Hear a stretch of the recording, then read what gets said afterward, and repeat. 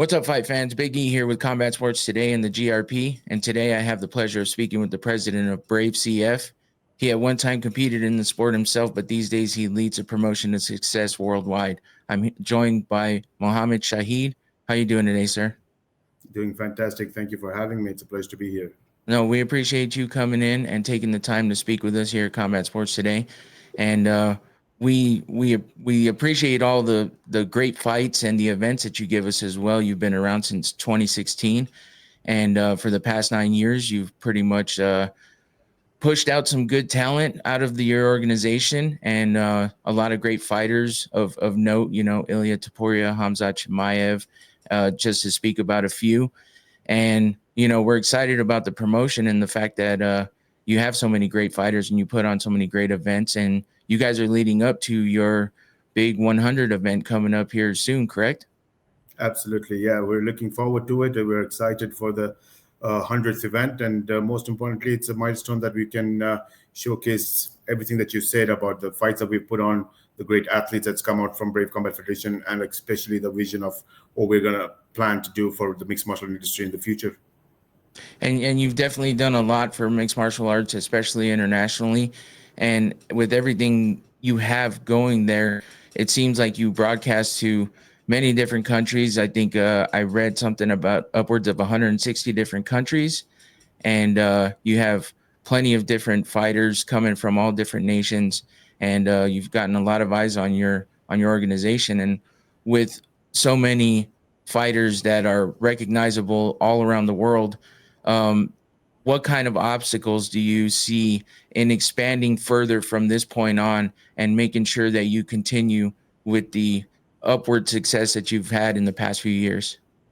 I think to be honest, the hard part is already done over the past 9 years, and the most difficult obstacle was to have a brand that people recognizes, and that's something that over the first few years of starting Brave Combat Federation, it was always a difficulty to go into new markets and new countries and make sure that you could have an idea of how you're going to relay your message, your vision to the country, to the athletes, and most importantly, the MMA industry in this country. So that's been realistically the biggest challenge. And I think over the past 9 years, what we have achieved traveling to 37 countries in 5 different continents and hosting events in these countries have been something that we feel like it is the absolute time for us to go into an expansion mode within the countries that we've already traveled to and new territories. So realistically, the obstacles and the challenges are behind us. I think the future is really bright, and we've got some fantastic partners with us that we've co-promoted with,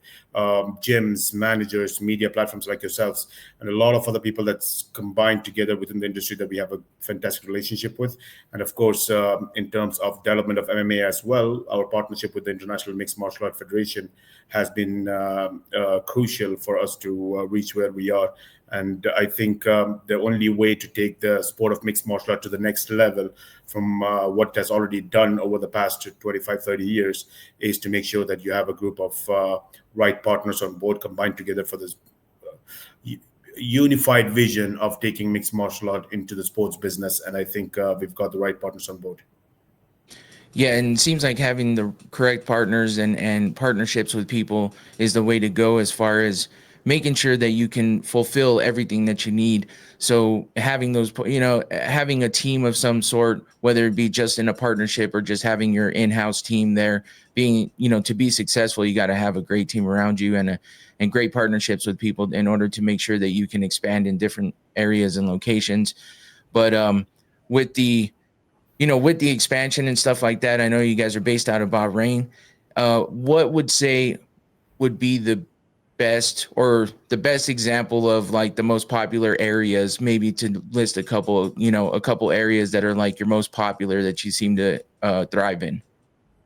I think there's a lot of case studies when we think about picking one specific territory. I think it's very challenging and a very tough question, I would say, although it sounds simple, because we've traveled to 5 continents. So when you look at in Europe as a continent, what we have achieved in Serbia, in Slovenia, are very crucial examples of what an organization can go with a vision of developing the economy of mixed martial art in the country, and how the government of the country, the MMA industry, the sports industry, the advertisers and the media partners, all of them acknowledges the vision of not just hosting an event, but developing an ecosystem in the country that would allow multiple benefits for the economy, from creating jobs to building the youth, and most importantly, to create a structured governance for the sport of mixed martial art. And of course, the entertainment and the sports factor is something that we don't have to repeat, because everybody knows that mixed martial art is entertaining. It is a fantastic sport as an event to go to. So it's been amazing for us to see what we have done in Slovenia. With it did take us multiple events to host events every single year, but to have the right partner with WFC, with Zlatko Mahic there today, we are really seeing the fruit of that hard work that we put with the in collaboration with the federation itself, and we're seeing some of the big athletes from the Balkan region really working closely with us, and we've signed some top guys from the Balkan region. But at the same time, the most interesting thing for me is not the best talent that everybody's looking for that we've signed, but it's more importantly the result of hosting an event in this upcoming October, and to see that when we started our first event, it was so hard to find one Slovenian fighter. And today, the upcoming event we're going to have showcases the case study of what it takes when you have a long-term vision. And we're going to see a card, 90%, if not 95 or 100%, is going to be Slovenian fighters. And that is where you actually know that the value of giving hope to the next generation athletes, and they believe that I can dedicate myself completely into the sport of mixed martial art, while you have an infrastructure and the right people behind it that could take you to the next level. And we're proud that with the National Federation of Mixed Martial Art in Slovenia and with WFC combined together, we were able to do that. And the result is not something that we're saying that it could happen. You will actually witness the fight card on Slovenia and see that at least 90% are Slovenian fighters, and that is what the development of athletes look like. But that's the same case study what we've done in India or Pakistan, where we're seeing a strong development program happening in Pakistan with a lot of athletes coming out from there at this stage. And as we speak, we just got out, I think last week or the week before, doing a Road to Brave 100 series to bring in the next generation of talent, and not that Brave has to be there doing events, but that's the ecosystem which I was mentioning, where you have a training facility all the way to collaborating with the right federations or the partners in those countries to be able to have competition throughout the year, where they know that whether Brave comes to the country or not, there's always the activation of the sport in the country with whatever partnership we have, and eventually they have a road to reach at a global stage. And that's our objective, and that's what it's always been. So from GCC in the Gulf region or the Middle East, what we have achieved, where you see the biggest organizations coming into this region now, when Brave started in 2016, like you mentioned, 9 years back, the idea in 2015, we looked at MMA being there, but it wasn't an attraction that the biggest organization has to come to Middle East, and there's a market for it. Today, we're seeing that Gulf is Middle East, a massive combat sports market. And South Asia, like I said, India and Pakistan, India has been very, very instrumental in our early stages in collaboration with the federations, in collaboration with refereeing and judging courses on the development of official programs, all the way to where we are looking at 2026. One of our priority markets is going to be India, because we have structured that foundation in the country, and it's time for India to showcase that their talents have an opportunity to build themselves within the country and go at a global level. So I think when you look at continent-wise and country-wise, there's so much examples that's out there at different levels, by the way. Some might be at a governance level, some might be talent development, and some might be simply a combination of how the growth has happened. If you look at Serbia, just to add one more, that's why I said it's a difficult example, because I'll have to pick and choose which countries I have to go with. But again, another example is Serbia, where we are looking at our initial stage was when mixed martial art was not very big in Serbia, but then we did our first event in Serbia, followed by hosting a Brave International Combat Week, where we saw the World Championships of IMMAF events, which is the Amateur Mixed Martial Art World Championship, along with Brave happening in the same night. And we had a fantastic relationship with the government of Serbia. They've given us so much support in making that vision come true. And from there, we've seen Serbia take lead in Europe by hosting European championships for amateurs. And we're seeing some of the best talents come out of there. And we have a bantamweight world champion from Serbia today, Borislav Nikolic.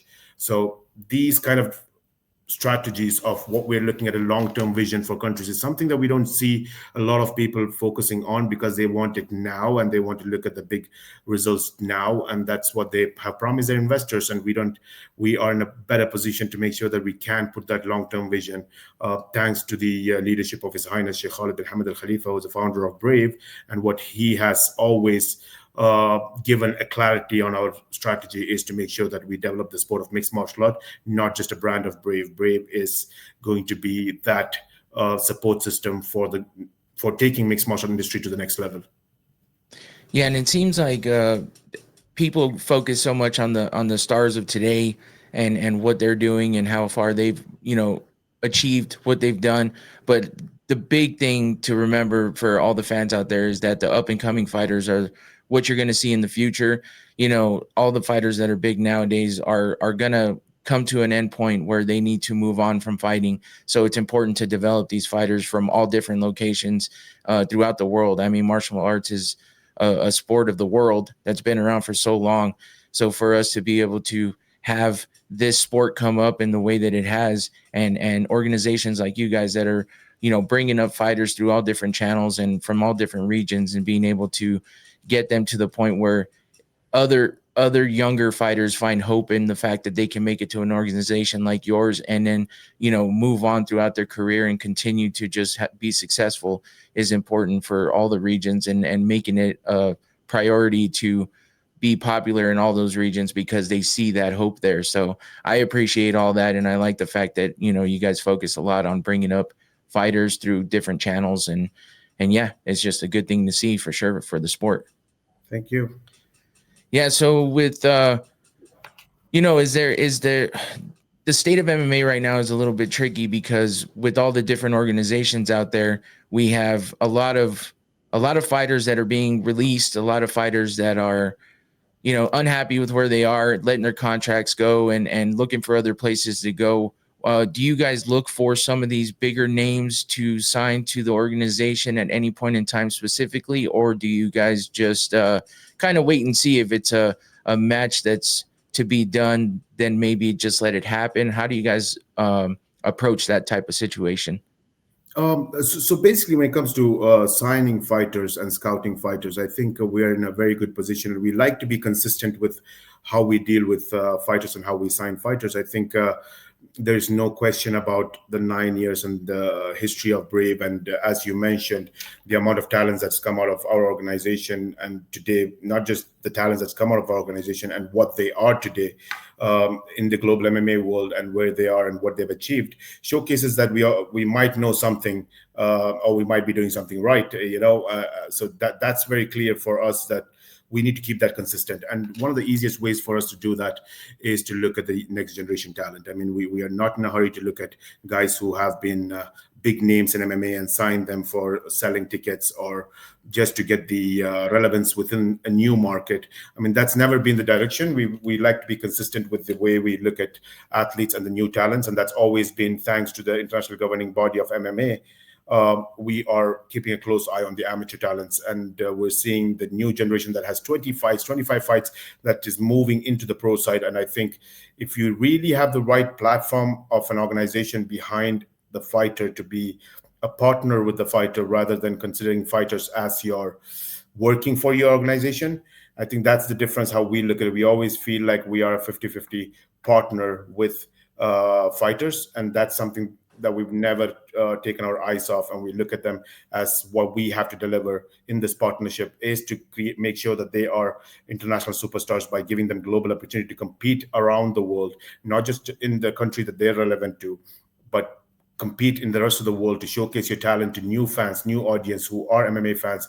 And there's no better example than having a fighter who's Chechenyan origin from Sweden fighting in Hyderabad, India. Sounds like a bad promotion strategy because that doesn't show any relevance to make him the main event. But when you look at the after effects of what that fan base felt after seeing this fighter in the main event win the fight in a short period of time in a fantastic fashion, they've become fans instantly. And even till today, you see that name, Khamzat Chimaev, and you look at him at an interview in the UFC or outside, you'll always see someone bringing the name up of India in his conversations, and nobody understands why. I've seen one of the interviews with Dana White doesn't know what's going on. Why is Indian media interviewing Khamzat Chimaev? But that interest for a fighter like him would have never been there before going into an organization like UFC. But we're planting them as a partner that they need to get MMA fans around the world, and we will deliver that for you. We will dedicate storytelling and media team behind you, regardless of your relevance in the country, but tell your true story of a fighter that you are. And most importantly, at the same time, what also does is our partnership relies a lot on loyalty and trust as well. So we stay loyal to our fighters. And again, in the sport or any sport, talent is the only variable. As long as talent is there, as long as the passion for becoming the best in the world still exists for a fighter, we'll always be looking at that. So when we are scouting talents right now, as we speak, our first objective is to look at, you're right, with the free agents and a lot of organizations releasing their athletes. Our objective is to look at the ex-Brave athletes because we owe them that we're always going to be here. And that's the example of what you see with Muhammad Mokaev as one of the examples where we're always there for them, regardless of what it is. But as long as talent is the variable and we're making sure that they're still at the highest level of competition, then they always have a room here and a home here, actually. And we're always looking out for that as our first priority. But then the next generation talent is always going to be coming up in our consistent scouting format with the amateur talents. And again, Mokaev is a big example. And Kosi Dembele, our previous bantamweight champion, is another example. So we have multiple examples of amateur talents coming out to the pro side and showcasing that the value of competing at the amateur level in mixed martial art. So we have those two areas. But again, like I said, we have fantastic partners around the world, from gyms, managers, and media platforms, and even organizations that will make sure that we don't miss a top talent opportunity that's there, that is relevant to their market. So in combined together with the right partnership, with the right mentality of our loyalty and work ethic towards a fighter, and the collaboration with the Amateur Martial Arts Organization, International Federation, combined together, we're looking at a talent scouting structure that is very unique, but at the same time very extensive and very simple, because you're definitely looking for the next big talent. And if you have the faith that you're a partner with a fighter and you can take this athlete and turn him into a superstar in just 4 to 5 fights, that's something that only Brave can boast around the world outside of UFC at this stage, that we don't have to have their relevancy in the market, but we can bring them into becoming a superstar in 5 to 6 fights because of the weight that we carry on our shoulders by taking these athletes around the world. And that's always been Brave's business plan and Brave's vision as an organization, and not limited to fighters. You will see me constantly mentioning the word MMA industry.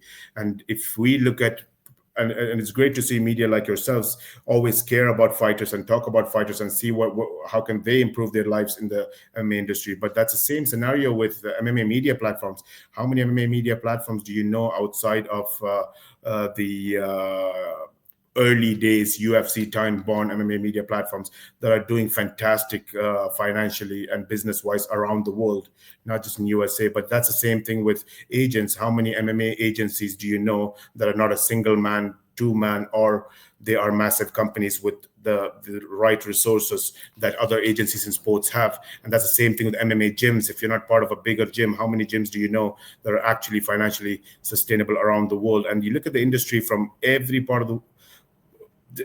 sector of the industry itself, you'll see the struggle is there, because MMA as a sport is growing so fast, but nobody's there to regulate, govern it, and make sure that the finances are coming into the industry and split around the different sectors equally. I don't mean the word equal, but sectors, and it's distributed to everybody within the sector. And that's something that we don't have a model for country, continent, or the world today that can create that centralized governing structure. And that is what Brave has always been vocal about and always been fighting for. We're not trying to compete against who is the biggest first, second, or third in the in the MMA brand business. We're focusing on how can we take it from the highest level of where the sport is today to the next level.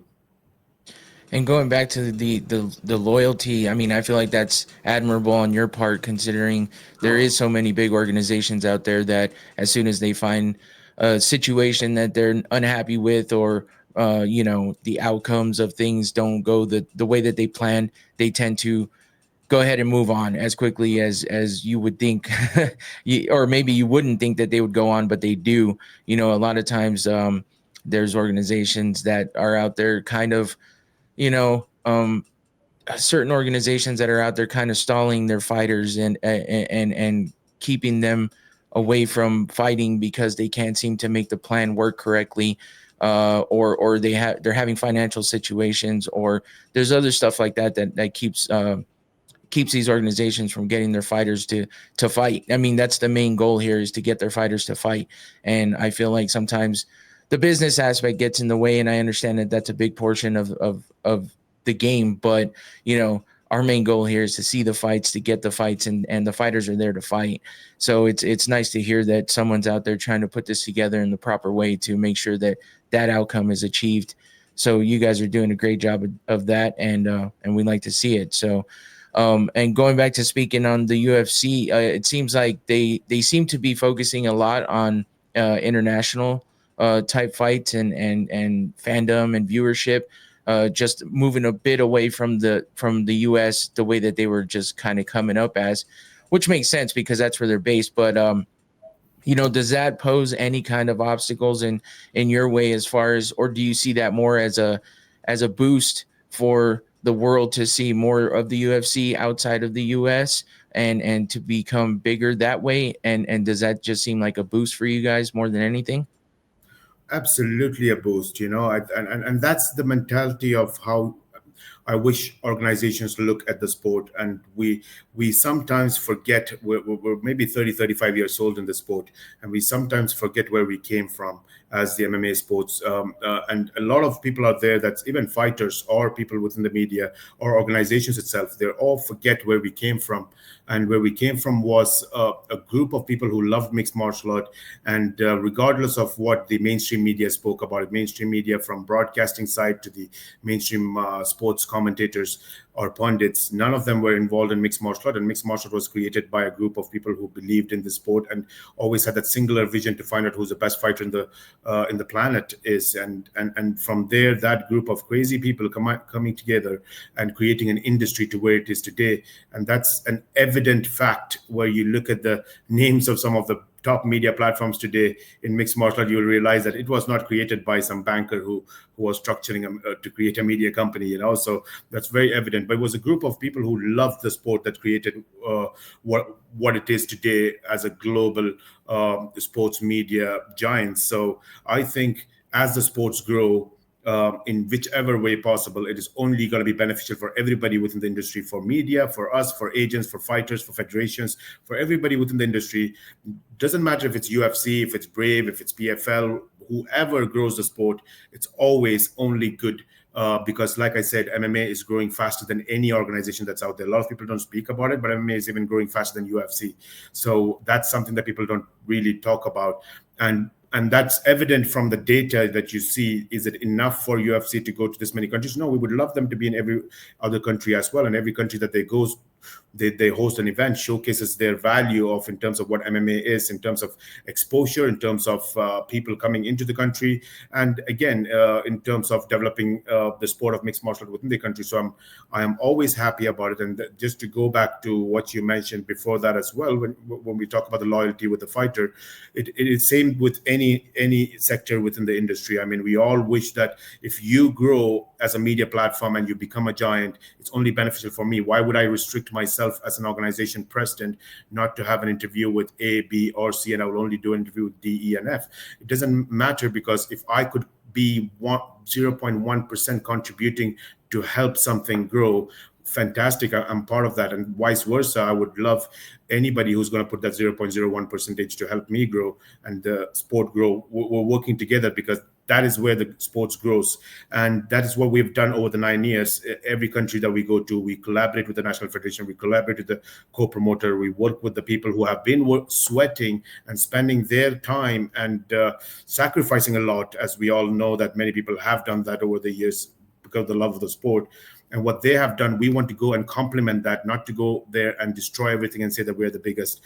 We want to complement that and work with them. And I think that UFC is doing the same thing. I mean, when they go to different countries, I think it's boosting the local federations, local organizations, and talents as well. So I think I think that the mindset where UFC is fantastic, and what they've achieved is amazing over the years, and we're all fans of UFC, no doubt.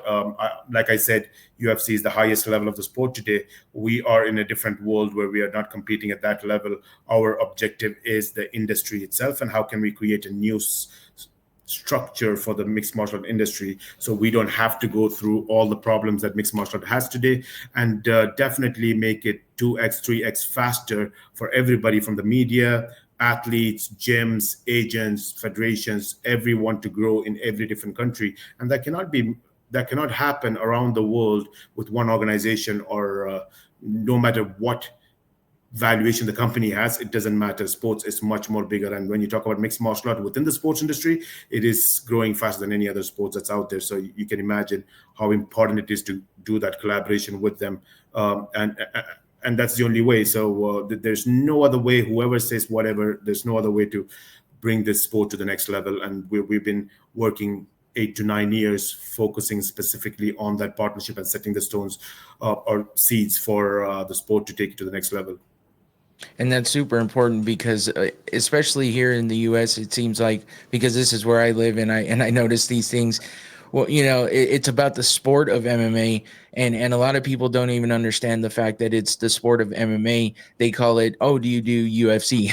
And it's like, it's a bit embarrassing, just being so in depth with the sport for myself, because I cringe when I hear somebody say that, because I'm like, yes, I understand they're the biggest organization here, the most well known, and the most mainstream, but it comes from the sport, and the sport is, we don't call football by one team name.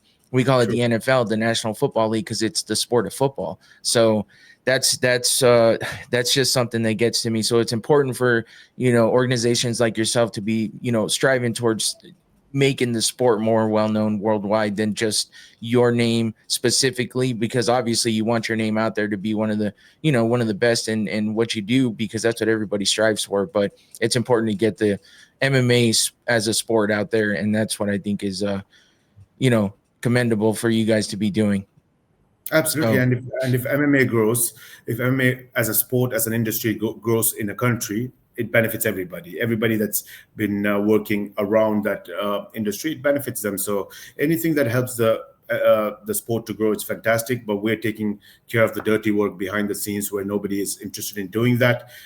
As a business, they're not looking at that, and that's where we really take up that role and say that we'll do the dirty work and make sure that all the boring stuff that happens behind the scene, we do a stealth operation, kind of a feeling that everything that you see about Brave is just the events and the countries that is traveling and the athletes, but nobody sees what's been happening in terms of what we've been working on behind the scenes, in terms of developing and collaborating with the governing body towards this Olympic recognition, or toward working with countries to make sure that their federations are established strongly. They have the right partnerships, they have the right collaborations with other sports industries to come together and focus a little bit more on mixed martial art as a governing bodies of sports in those countries. So there's a lot of work that goes on behind, which might not look like a business activity, because you're not looking at the right, how does that add to a revenue to your company? Is that you're selling something and buying something?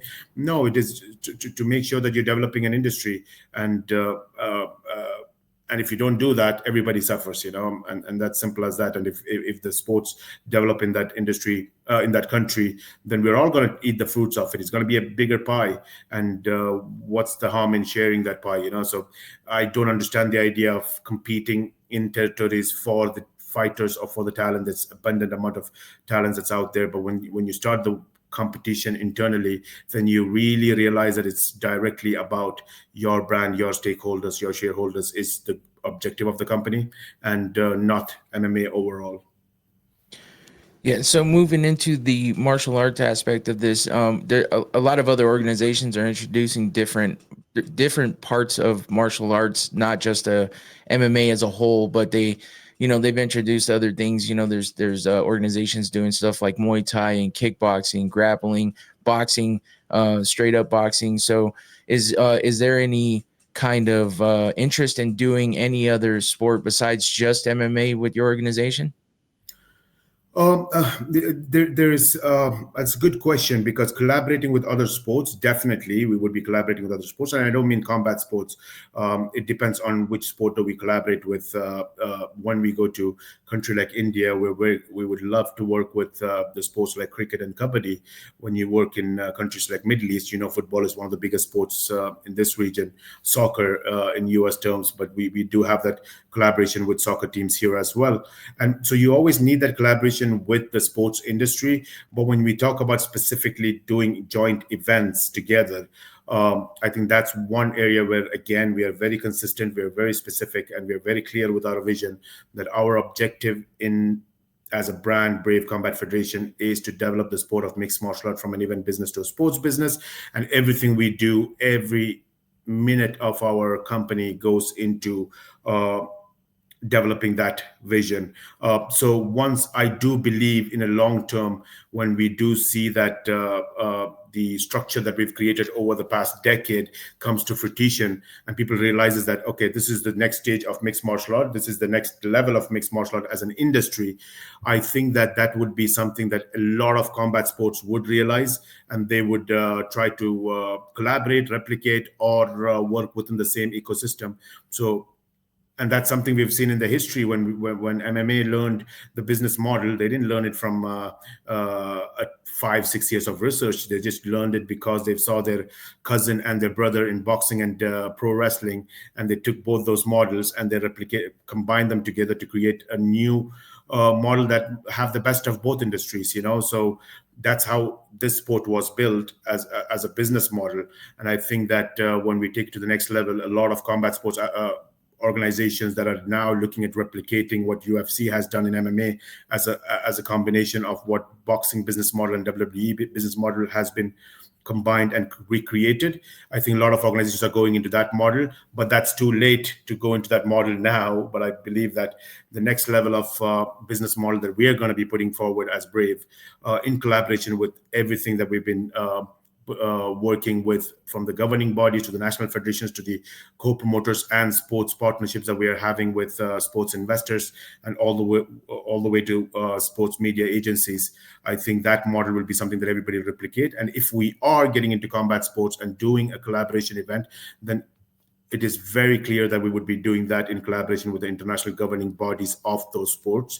We wouldn't create an idea from our own mind and do something that might, because we understand the work that is put in for mixed martial art by us and the governing body and UFCs over the past years.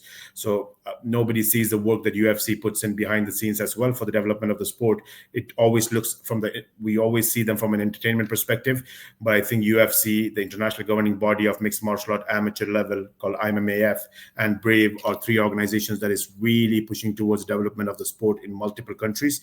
And I think it's very evident that when we focus on that, if something goes wrong with organizations that are just trying to bring more entertainment and mixing up Muay Thai, kickboxing, grappling, and everything else without creating a clear distinction, I think that affects the development program that their governing body has put on for a very long time, maybe much more than mixed martial art for sure, as a legacy of the sport. So I always am careful about that as an organization, because we know what it takes and the sweat and the tears that it takes to develop a sport behind the scenes that nobody is going to acknowledge or tap us on the shoulder for until it actually comes into fruition. So we know what the governing bodies go through as well. So anything that we're doing in any sport, whether it's Muay Thai, whether it's kickboxing, Sambo, judo, name it, we will be working directly with the governing body. And if there's a collaboration with the international governing body of that sport, then absolutely we will work, but not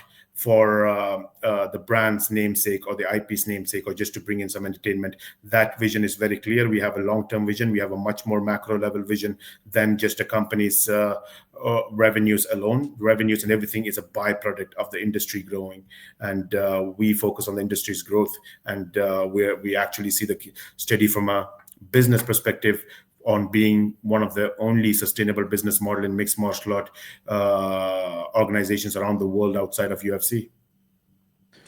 Sounds good. Yeah, thank you for that. I appreciate it.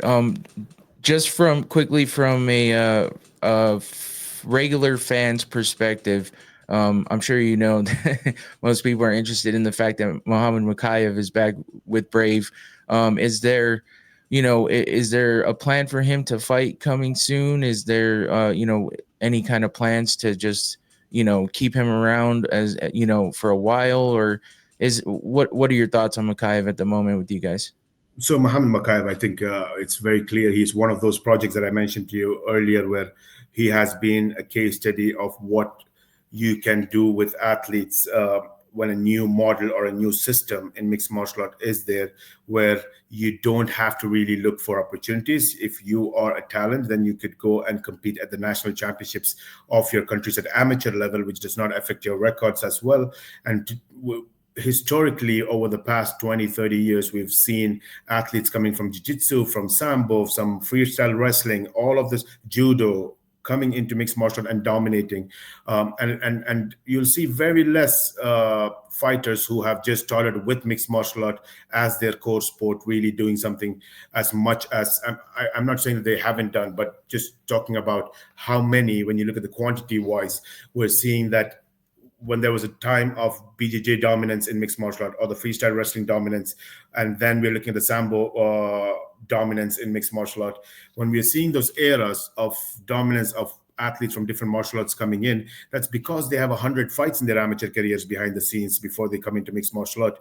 And the one that is the closest to this to the mixed martial art competition is today. When you look at it, it's combat sambo, and that's why they have so much more experience coming into mixed martial art, and it doesn't feel like you're far away. So the amateur competitions are massive, and the level of competition is so high, but we need to take mixed martial arts amateur level to that position where not only that competing in amateur is very important, but competing at the highest level of amateur level is very important. That's what we've seen with IMMAF starting at the early days, and we've seen the likes of Shorty Torres or Franz Malambos and Mokaevs and a lot of athletes that today are going to be the next big superstars in mixed martial art.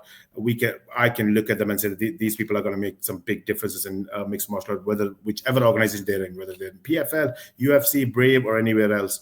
But the time as we go today, if you look at the amateur mixed martial art governing body, international governing body, they are 14, 15 years old. And if they become 20, 25 years old, the level of quality of athletes competing at the amateur level is going to be massive. So the 29 fights or 25 fights that Mokaev might have at amateur undefeated will be a very different 25 fights in the next 5 to 10 years.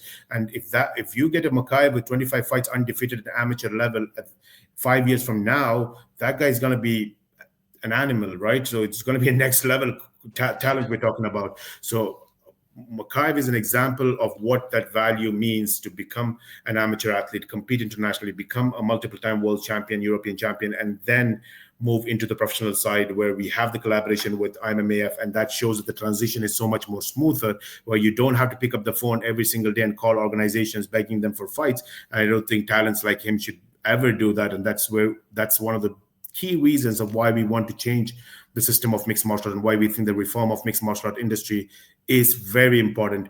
And what he's achieved in Brave is amazing. And then when he went to UFC, he did a better job there as well. And when that situation happens where his contract is not renewed, we're always there. Like I mentioned again earlier, that our first eyes are on our ex-athletes to make sure that the home is still here. We're here to develop the sport. We're here to help these fighters, and we're 50-50 partners. So coming on board and getting paid 3 times more than what he was getting paid at the biggest organization, it doesn't really matter. That's the right investment to do as a business model as well. I think that's the right investment to do. But to answer your question, if he's going to be fighting anytime soon, absolutely, he should be fighting very soon, actually. And I think a lot of people ask about Mokaev, and I keep telling him that I think he should be fighting everywhere and anywhere at this point. And I love that when we signed him, we made sure that he can go and compete at the grappling competition, go to Karate Combat, thanks to our partners at Karate Combat, and Asim as a president who's been very good with us and was very understanding and had the same vision of showcasing Mokaev's striking side of his game, because a lot of people thought he was a wrestler, and that's why he must have not got the renewal. And I don't believe that that's the case. I mean, when you have performance of the night fights in UFC and multiple times, and then go and compete in a striking competition now, be fighting in Brave at the same time. So I love the idea that it's so much good. It's so good to see. If you just take a step back from this organization walls and look at this athlete and see him go around the world and compete in anything and everything that's out there, I think that's a picture that we would have loved to see 25 years back, and we would have appreciated that more than today. Today, we would be always running into the business side. Oh, how come he's fighting in another organization? What's the deal going on? But realistically, we want to showcase that Mokaev is the best flyweight in the world. And I think that he should have had the title fight in UFC. I think as soon as we re-signed Mokaev, I think he should have got the title fight in his first fight as well. You know, it didn't matter. He should have been fighting for the title for some time now, and I think he really deserves that shot at the flyweight division. And we believe that we have the best flyweight roster in the world currently, and Mokaev is one of the best in the world at that division, and he needs to fight for the title, and it's our objective to make that happen. Sounds great. I mean, Mokaev's a great fighter, and we're all definitely excited to see what's coming up next for him. So just to wrap it up, you know, to be respectful of your time and all, I just wanted to mention that your next event is happening in China for Brave CF 98, correct? Correct. And then you have Brave 100 coming up in November. Is that right?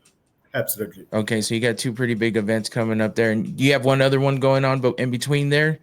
Yes, after China, we're expanding our global reach again. We're continuing to globalize ourselves as Brave, and we're entering Georgia, and following Georgia, where I don't know if I'm supposed to be announcing, but we'll be entering Lithuania.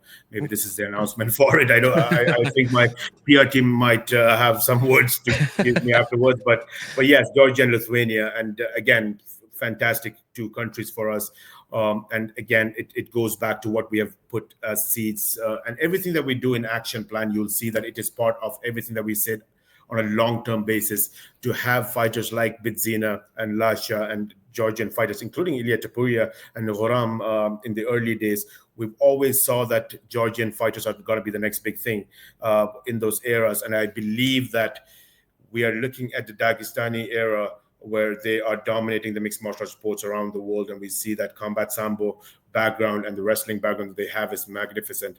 But at the same time, I do believe that there's a close competition coming up with the Georgian athletes. And we've knew that from the beginning, from their history of combat sports, from what they've done in wrestling and many other combat sports, and the history that they have, nobody has really realized the value of what they could put into the MMA cage.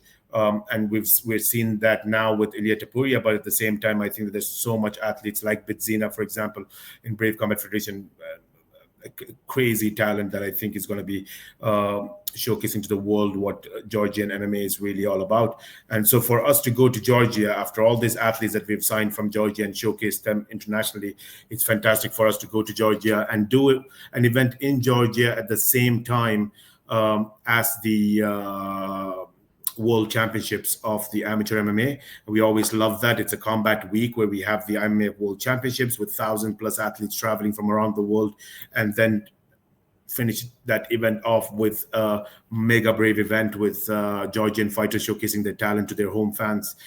That's fantastic for us. And the same thing with Lithuania, when nobody even knew that Lithuania had MMA. We've got this talent called Pavel, who became our heavyweight champion. And I mean, if you look at him, you know that this guy should be in a Marvel movie or something, you know, and maybe he could be there competing with Thor for that to take up his role, maybe, you know. So he looks like this movie character, right? Like the physique, the height, and everything else. But his athleticism is something that I've never seen in a heavyweight division, and it's been crazy to really see him compete and become a heavyweight world champion. So to go back to Lithuania, a small country in Europe where nobody thought MMA existed, to create a heavyweight world champion and to go back and have him headline the event there for his fans, this is everything um, that Brave is all about. And we're just excited that in this year, 2025, we call it the year of the Brave.